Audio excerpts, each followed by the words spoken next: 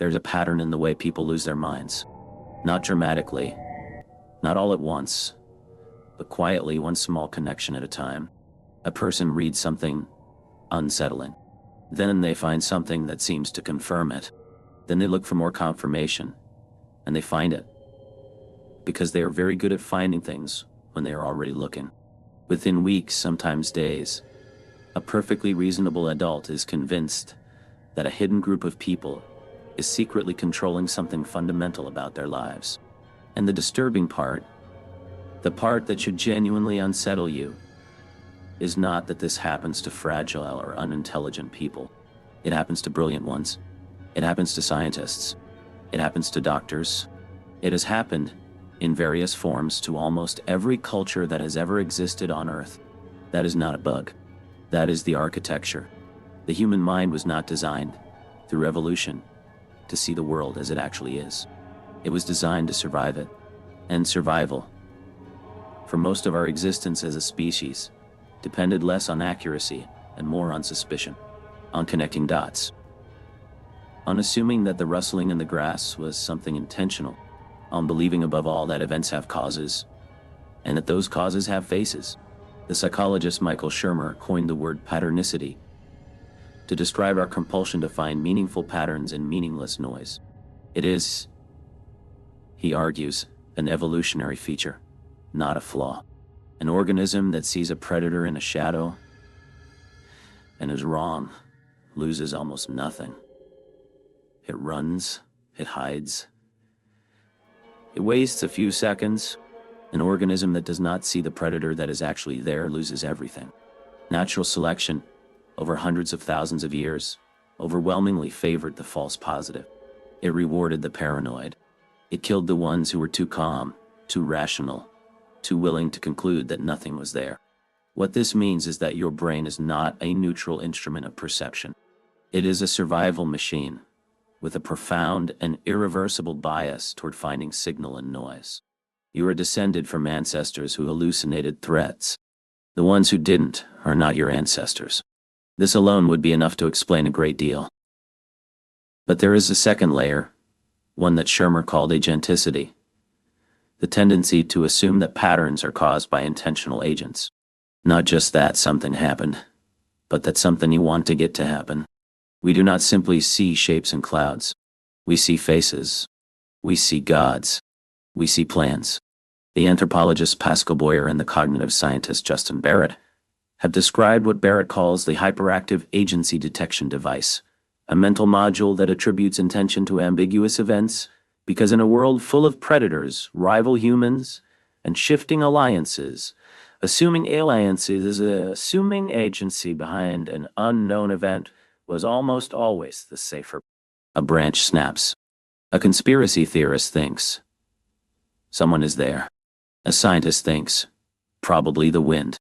Evolution, across most of human history, sided with the conspiracy theorist. But it is not only about survival instincts running on outdated hardware. There is something else at work, something more psychologically intimate.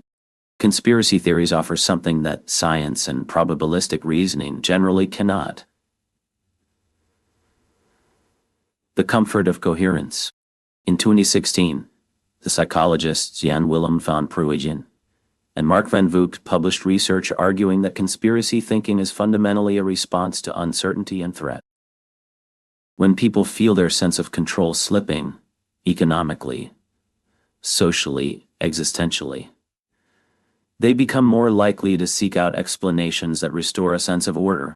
The explanation does not need to be correct. It needs to be complete. It needs to eliminate the most terrifying possibility of all: that bad things happen for no reason. To no one in particular, because systems are fragile, and the world does not care. This is what researchers call proportionality bias, the deep intuition that large consequential events must have large, intentional causes. A lone, unremarkable gunman killing a president feels cosmically wrong. It feels disproportionate. The mind rejects the randomness. It reaches instead for a structure that matches the magnitude of the event. A shadowy organization, a coordinated plot, a plan that has been running for years.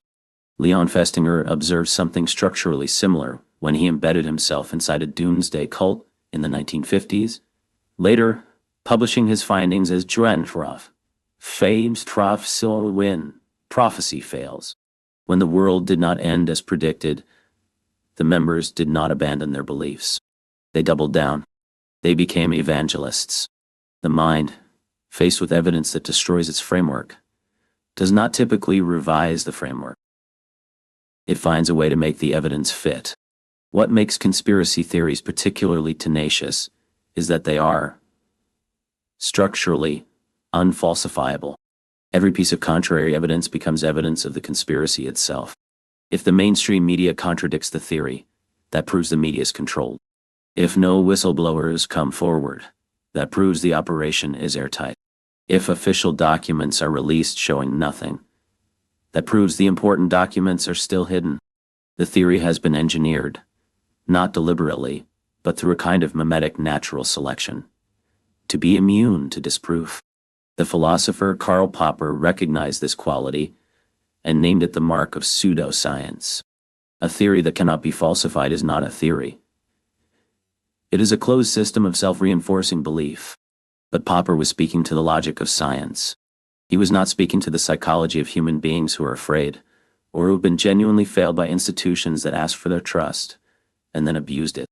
Because the other thing conspiracy theories provide, and this is the part that most rational critiques miss entirely, is community, belonging, dialine, identity.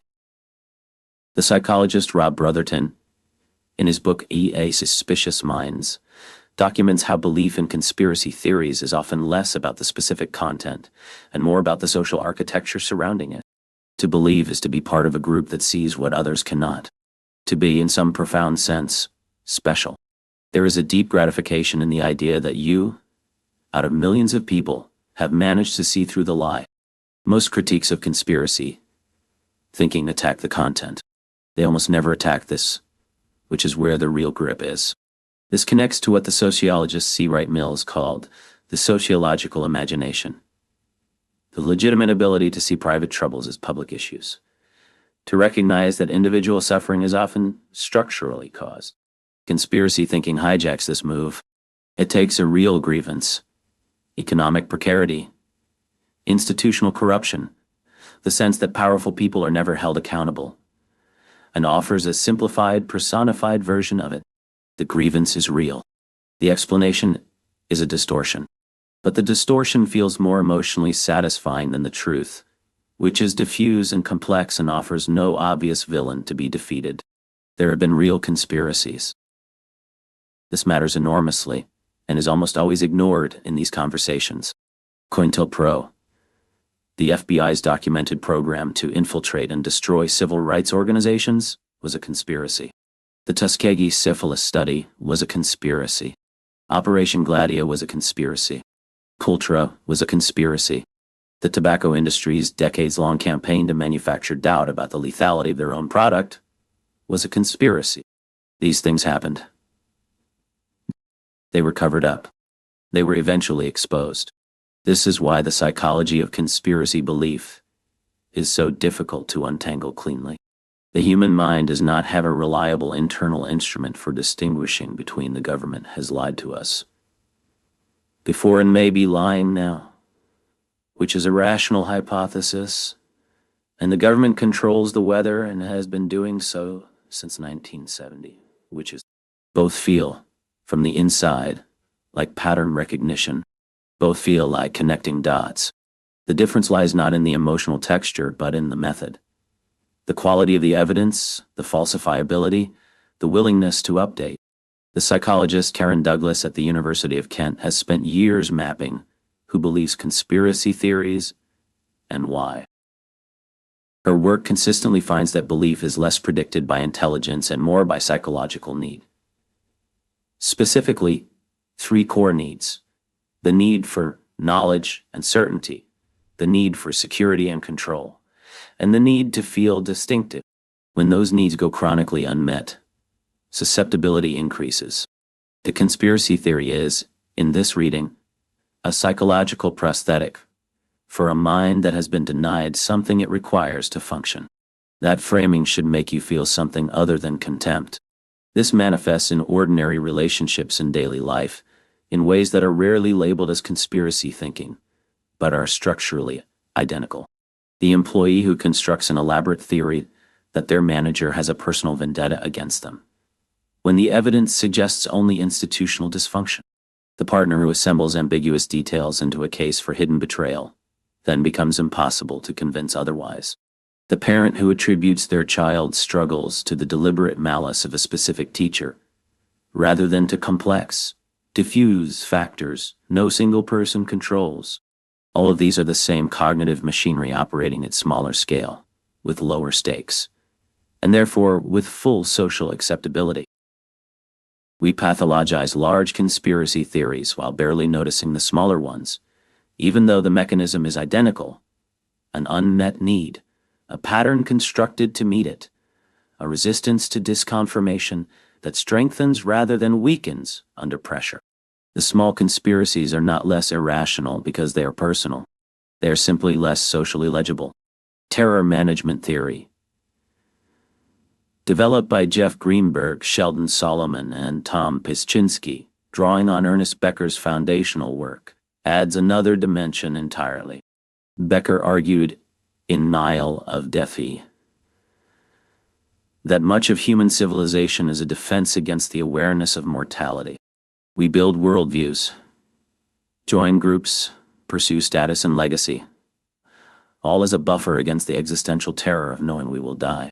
When that worldview is threatened, we cling to it harder. Experimental studies in the terror management tradition show that when people are reminded of their own mortality, even subtly, subliminally, they become more attached to their cultural frameworks, more hostile to outsiders, and more likely to endorse simple, coherent narratives about good and evil. The conspiracy theory, in this light, is not just a response to political threat. It is a shield against meaninglessness itself. What should you do with this? Not, I think, what most people do, which is to feel relieved and a little superior about it. The cognitive machinery of the conspiracy theorist is largely the same machinery that makes you function. The pattern detection, the agency attribution, the proportionality bias, just running in a context where the calibration has slipped. The person who believes in chemtrails and the person who correctly identified institutional corruption are using the same tool. One of them is pointed in the wrong direction. What is worth sitting with is the question of epistemic humility, not in the weak relativistic sense, but in the genuinely uncomfortable sense. How much of what you believe is pattern recognition you have never subjected to scrutiny? How much of your worldview is built not from evidence, but from the emotional satisfaction of coherence? The science is clear that humans are generally terrible at answering these questions honestly. We are motivated reasoners. We work backward from conclusions. We experience disconfirmation as threat rather than as information. The psychologist Jonathan Haidt spent years building a model of this, what he calls the social intuitionist model, arguing that moral and political reasoning is largely confabulation. We feel first. We reason second. The reasoning is not an honest search for truth. It is a defense attorney constructing the best possible case for a verdict that has already been reached by the gut. Conspiracy thinking is an extreme version of this, but only an extreme version. The underlying process is not different in kind.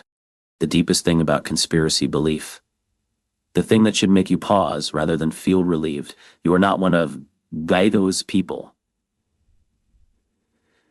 is that it reveals something true about the human condition. We cannot tolerate randomness. We cannot tolerate the absence of meaning. We cannot accept the possibility that powerful people are simply incompetent rather than malevolent, or that catastrophes happen not because someone planned them, but because systems are fragile, and the universe owes us no narrative. The French philosopher Albert Camus called the confrontation with meaninglessness the absurd, not absurd as in funny, but absurd in the collision between the human hunger for meaning and the universe's absolute silence in response. Most of us cannot live in that silence for long, so we fill it. Sometimes with religion, sometimes with ideology, sometimes with the specific and intricate architecture of conspiracy.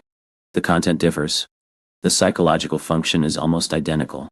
What genuine rationality asks of us, and this is harder than it sounds, is not to become emotionally detached or to stop feeling the pull of pattern and narrative.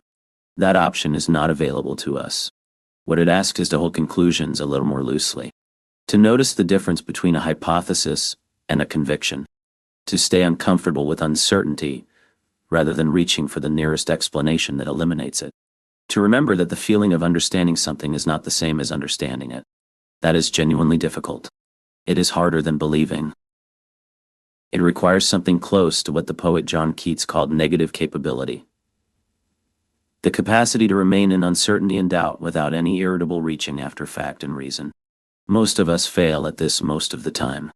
The question is not whether you are immune to the pull. You are not. No one is. The question is whether you can notice the pull. In the moment before you let it carry you somewhere, in the half second before the pattern locks into place and feels, with complete conviction, like the truth.